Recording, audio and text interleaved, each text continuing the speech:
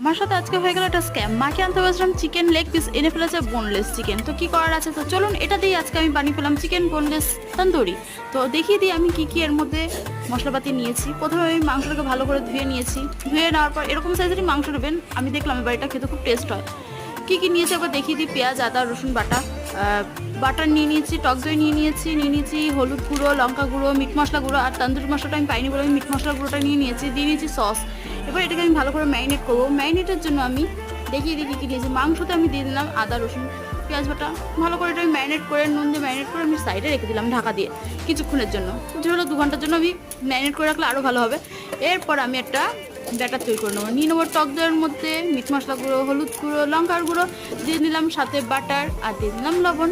দিয়ে আমি এটাকে ভালো করে মাখিয়ে নিলাম। মেখে নেওয়ার পর এবার যে আমি ঢেকে রেখেছি মাংসটা, ওটার মধ্যে আমি এটা ভালো করে মাখিয়ে নেবো। মাখিয়ে নেওয়ার পর আমি সসটাও একটু দিয়ে নিতে